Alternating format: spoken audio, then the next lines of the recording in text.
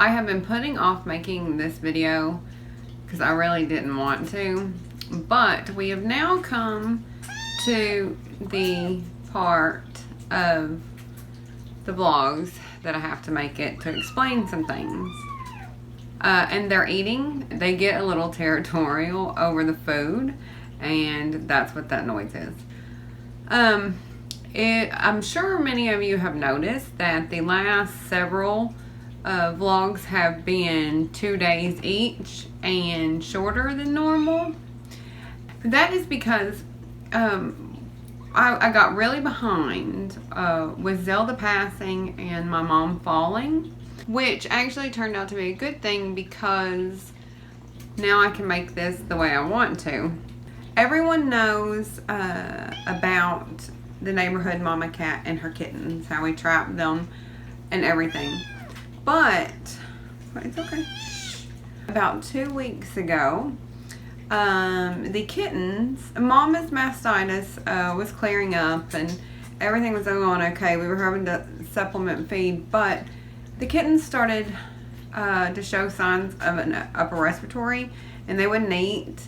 And Mom was being a little odd with them, and so I took them to the vet, and the neighbor lady I was having to go over there and feed them all the time, and and then when they got the upper respiratory, she was done. She said, if you don't take them, I'm going to take them to the shelter. You know, she was like, I can't do this anymore. And it is stressful. So I ended up taking the kittens. My vet treated them for upper respiratory. We dewormed them and we gave them flea medicine.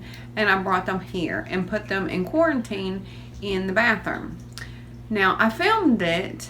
The reason the vlogs are 2 days and so short now is because I edited out all of the footage from in the bathroom of the little baby kittens, because it's a very difficult it was a very difficult process. There were 3. This is Maggie or Magnolia. I named them after bushes because they were born in a bush. The other tabby is Rose, and it's really funny because that's how I actually got the idea. Rose, when she first came in, was just like Rosie. Hollered all the time, constantly at me. Even would stand at the door of the bathroom and holler until I came in to hold her. So I was like, you're Rosie too, and that's how I got the name. And then the Siamese kitten, I named Holly.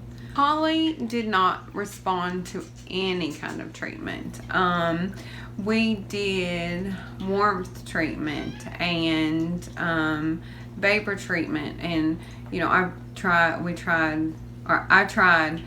regular KMR, and then the meat milk, and then pumpkin milk, which she actually did like pumpkin milk. She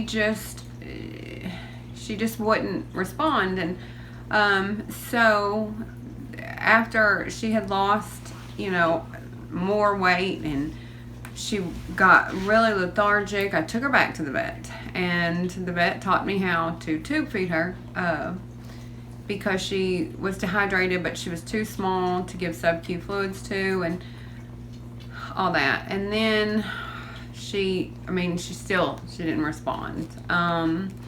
And so late one night, I had to end up taking her to the emergency vet, and they put her in a little oxygen box, and she had some fluids, and but she did not make it.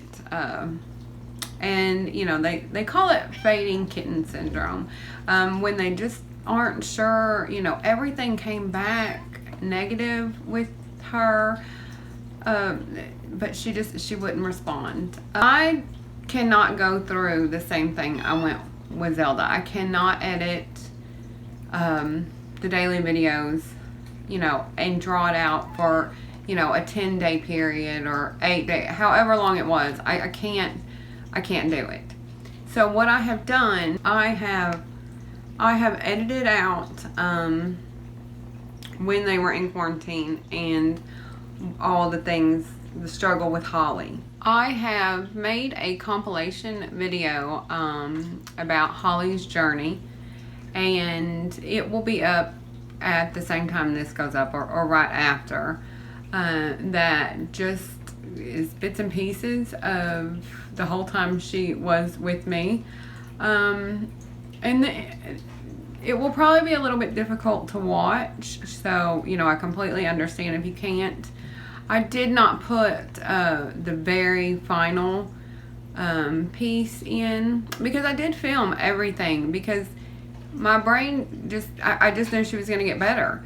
So, you know, and I wanted to document her getting better. But I'm not going to put in the really rough part.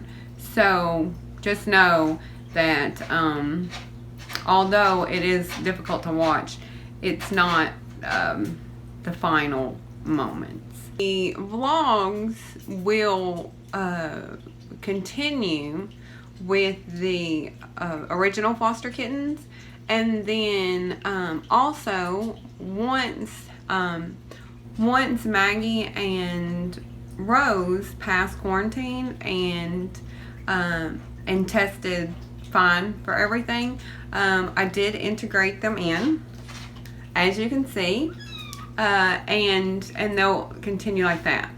There also was another male Siamese kitten that you'll see that I only had him for about 36 hours. He was found in a parking lot, and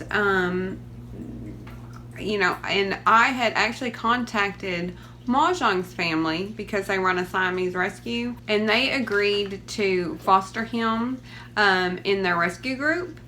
So I only held him for about 36 hours, but he was not in with the rest of the kittens. He was in quarantine, but I did film a little bit with him because he is absolutely gorgeous. The last thing that I wanted to talk about that there's tons of confusion over. I get messages and comments all the time, and I've explained this in my videos several times. But I do know, you know, there's new people all the time, and I talk a lot, so you might miss it. But I've had lots of people concerned about spay and neutering for the kittens. My process, and almost all shelter and rescue processes for kittens that are under 4 pounds or 4 months, are that yes, they do go to their forever homes without being spayed and neutered. What happens is they get a certificate or a coupon, if you will, that they give to the vet. Right now there are 4 different vets they can choose from, and if they use one of those 4 vets, the cost is covered. It's free for them, and it has to be done by a certain time, which is put on the certificate. When they go to get the spay and neuter, they give the certificate to the vet, and the vet then keeps them, and once a week I pick them up, pay the bill, and log it. And I keep a log of all the ones, not only for me, but the ones that Laura does and the ones that Patty do. I have a log of all that. Every 2 weeks I go through that log to make sure that all their records are in order, that the vet has, you know, let me know they've had their spay, their neuter, or their shots. And if not, I call them. Now, the ones that I fostered through the shelter, that's exactly the same thing the shelter does. And if I have an adult cat, say a mama cat or whatever, then they have to be spayed and neutered before they go to their homes. Generally what I do is I take them to the vet, drop them off for their spay and neuter, and then their forever family picks them up after the surgery when they're ready. So please never think that any cat that I rescue or foster, no matter how short of a period I have them, will not be spayed and neutered. There's no point in rescuing if you're not going to have them spayed and neutered. The problem will just continue to grow and grow. Okay, that is all for today. Thank you for watching. Prim, tell everybody bye. Yeah, no.